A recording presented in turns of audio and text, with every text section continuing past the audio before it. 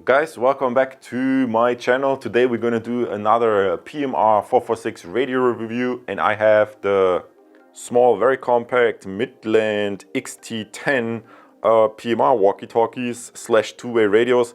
Guys, those PMR446 is for European Union. If you're in the States, you probably would have to look for an equivalent in your country. That in the States it would be the GMRS or the FSRS, so the General Mobile Radio Service and the Family Radio Service. Guys, if you're in the States, consider yourself lucky because you have a higher output power.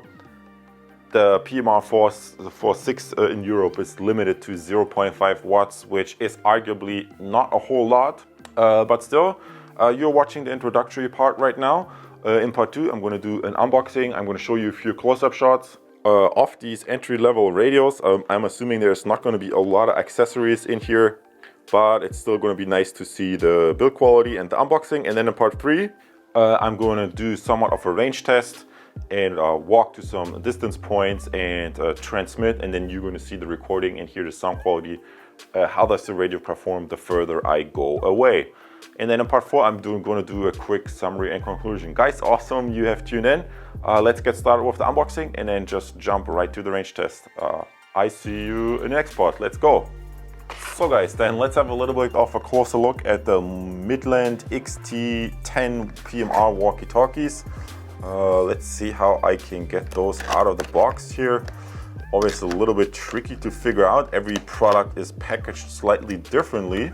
And as you can see, we find a manual, some stickers, it seems. What's this? This seems to be like a product guide, kind of interesting. So if you want to buy something else, you can get informed. It seems to be a trend. A lot of companies put that in there.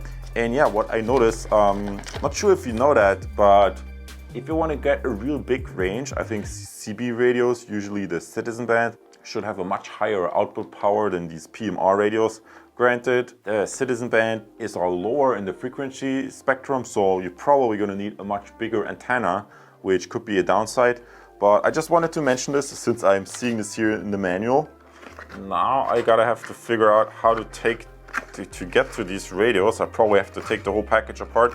So let's take these out. And now guys, I managed to take the radios out of these boxes. It was a little bit tricky because that was all kind of folded into each other. So I had to wiggle it out. Let's quickly have a closer look at one of the radios. And let's see what the build quality is. And the first thing I immediately noticed, these things are very, very compact. So it's very compact radios. If you have big hands, maybe you want to pick a pair that's a little bit bigger, because you see, if I hold it in my hand like this, my thumb always touches the antenna. I mean, personally, I prefer radios that are a little bit bigger, but yeah, otherwise, I like it a lot. Accessories, there's really nothing. It's really just the bare radios. So let's quickly take off the belt clip and put in some batteries. So you got to be a little bit gentle if you remove the battery, when you remove the battery cover. And obviously there's also seems to be no way to charge this in a docking station or anything like this. Sometimes the budget radios still have these docking station connectors, and you can buy a docking station as a additional item should you ever need it, but they don't have that.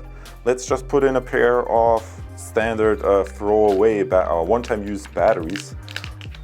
Yeah, obviously after you use them, you throw them away eventually. So that's why I'm basically advocating for using rechargeable batteries whenever you can, when you have the opportunity, because I'm always promoting these Panasonic M-loops because I'm a big fan of it. Obviously those are the AA, you would have need smaller ones, the AAA.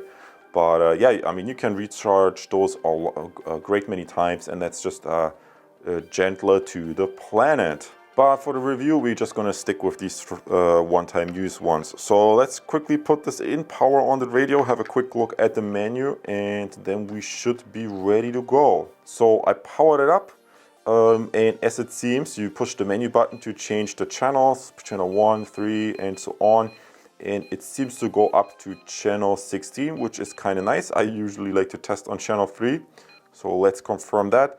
Volume control wise, very easy to do.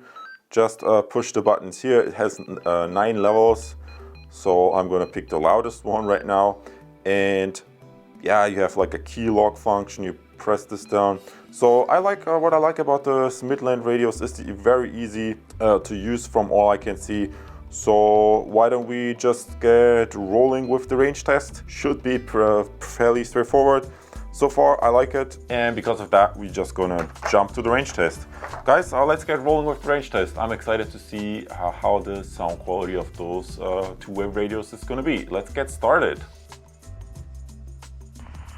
So guys, range test number 1, range test point number 1 of the Midland XT10, about 420 feet. Range test number 1, about 420 feet.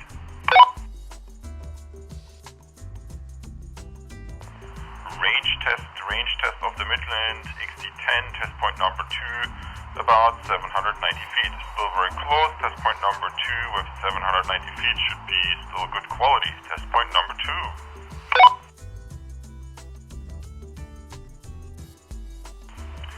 So guys, already I reached test point number 3 of the Midland XT10, and we have 1,250 feet of distance. Range test of the Midland, test point number 2, 1,250 feet, still very close. Let's move on.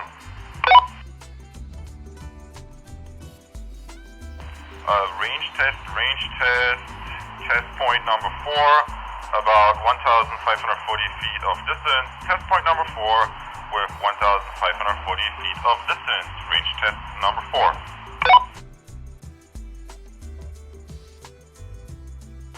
Range test of the Midland, test point number 5, and 2,000 feet of distance, and from my experience this works also very well. Test point number 5.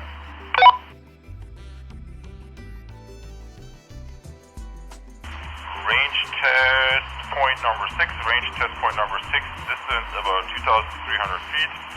Test point number 6 with a distance of 2,300 feet. Range test number 6.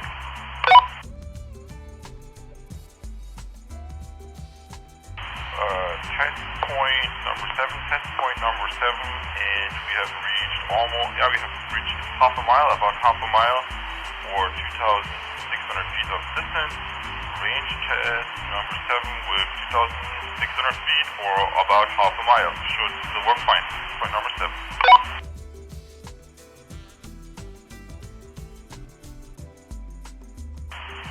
So guys, we reached test point number 8. Test point number 8 with 3,200 feet of distance. Test point number 8 with 3,200 feet of distance. Point number 8 of the Midland XT10.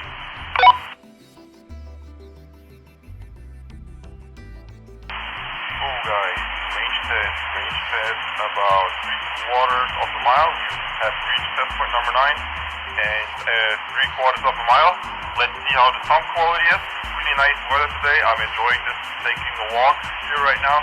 So test point number 9, 3/4 of a mile, or 3,900 feet.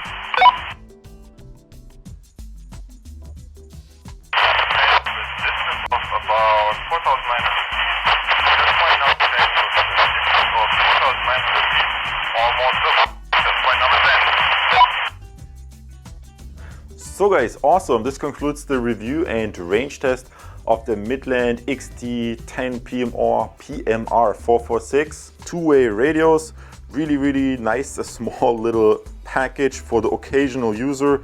And speaker was okay, microphone was nice and sensitive. Obviously you want it to be sensitive, but not too sensitive, because if you're in a noisy environment, then a microphone that would be too sensitive is also not necessarily desirable. I think they strike a good balance.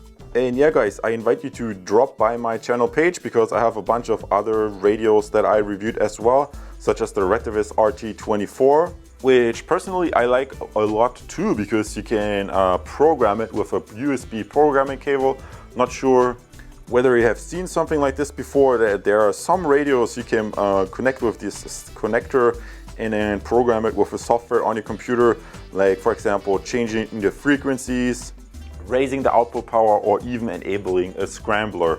So that's also something I'm going to do soon.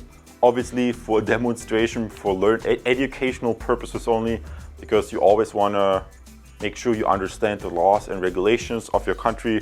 Usually it's not permitted to change the frequency to other frequencies or raise the output power, let alone using the scrambler. So it's really only for educational purposes if I show something like this to you guys. So big disclaimer right here. But guys, I digress. If you want to know more about other radios, just head over to my channel page and look in the radio section. There I have a lot of other reviews. People usually like to compare before making a purchase decision. And if you're in the States, obviously you wouldn't use PMR, but you would use FSRS or GMRS. Like I said, always make sure you look up a little bit the legal requirements in your particular country. Guys, awesome. Thanks for tuning in. I see you as a subscriber in the next video. All the best to you. Have fun with your new radios. Take care. And guys, because you just watched the review of the red Midland XT10 PMR radios, you might also be interested in a comparison. For example, I also did a video on these black Retevis radios, which you can find on my channel page in the radio section playlist. And I'm truly amazed about how many people have already subscribed to my channel because of the useful videos that I provide for you guys here. You can subscribe right now as well. I see you in the next video and maybe even in one of my online courses. Take care.